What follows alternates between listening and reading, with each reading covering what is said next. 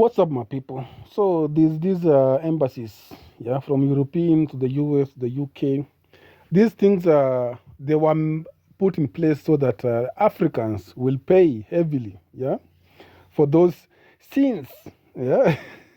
Like I have friends in Germany, like Germans. They don't need like visas to the US. You just go online, apply, pay like 10 euro for processing, and then you get a piece of paper on your email. You print it out. You say that I'll be in the US for 10 days or 20 days or 2 weeks, yeah, or 1 month, yeah. I'm gonna be staying at this and this or blah blah blah. Like I have a friend, yeah. They don't care.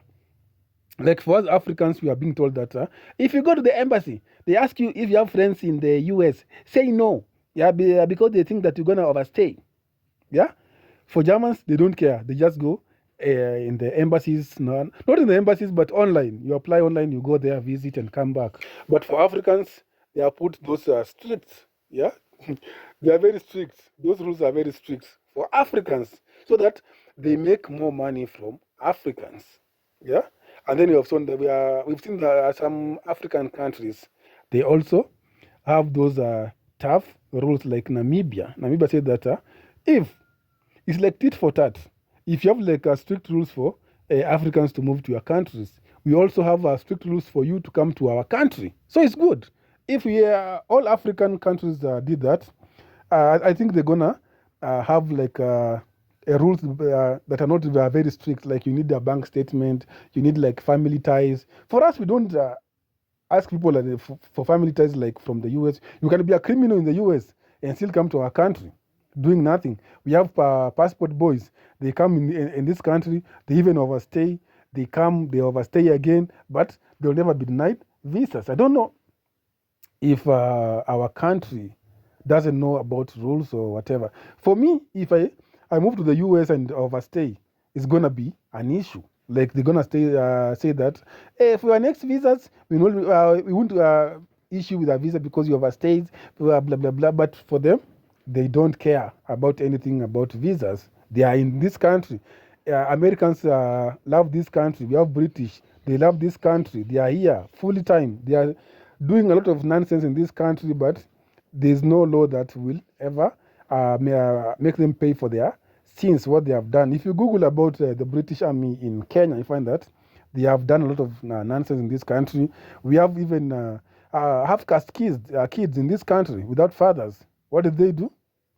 I won't say. So you find that the strict rules are for Africans. You find that they are making millions of dollars and euros out of these miserable Africans. And Africans, before you apply for these visas, do you do like your research? Yeah, because being denied visas and you have like everything. For me, I think that it's something that should not happen because you find that someone with a bank statement of like 20,000 Kenya shillings going for embassy, your 20,000 Kenya shillings cannot even pay for air ticket. Your 20,000 Kenya shillings cannot even pay for insurance because they say that you need an insurance so that if something happens to you when you are maybe in Europe, maybe in the US, you're gonna use the money for your treatment, or not money, but you're gonna use the insurance for your treatment in case something happens to you. You find that an African will just wake up one day like, I wanna go to the US. Uh, what are the requirements? They don't even know. They just go online, book an appointment, pay for the embassy fee. Now they go there. You only have your form that you feed online. You have your passport and passport photos. You don't have insurance because nobody told you about it.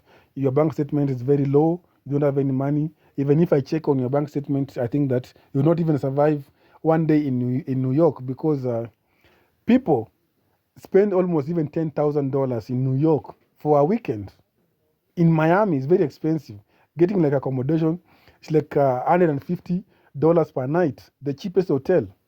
We also have like Airbnb that goes for 400 euro per day or per night. So you find that even if you have like 1 million in your bank account, that money is not even enough. And most Africans are very desperate, yeah? You find that they go to these embassies, request for visas, and then they overstay. You go to like a place like Germany. You go to Germany, you see their trains and everything, you overstay. The problems also lies with us. Africans, we are not disciplined. Yeah? Why are you going to people's country and overstay? It doesn't make sense. You go to the US, you overstay. You are supposed to stay in the US for 6 months, but find that we have a lot of Kenyans who have been there for like even 10 years. Yeah? And underwater. Yeah, you find Africans in Germany. They go there. You have no job. You are like a Schwarzfahrer. Yeah, you are in a train with no ticket. You find that it's embarrassing sometimes. Yeah, when you move to people's countries and you only stay there. Yeah, you need to have like a proper way and Google about the place you are going to and Google about the requirements. Requirements is very important. And please have money in your bank account. Yeah. If you go there, like you have like family ties at home, you have a good bank statement, you have like everything they need. I think they won't deny you visas. I have seen my friends getting visas with only like 3,000 euros in their account. That's like 400,000 Kenya shillings. Yeah.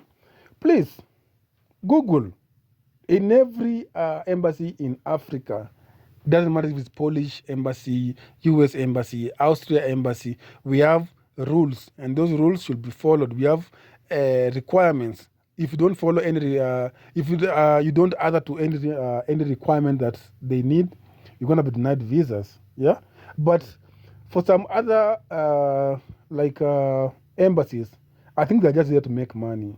Like you can have everything that they need, the requirement, the documents, you have everything.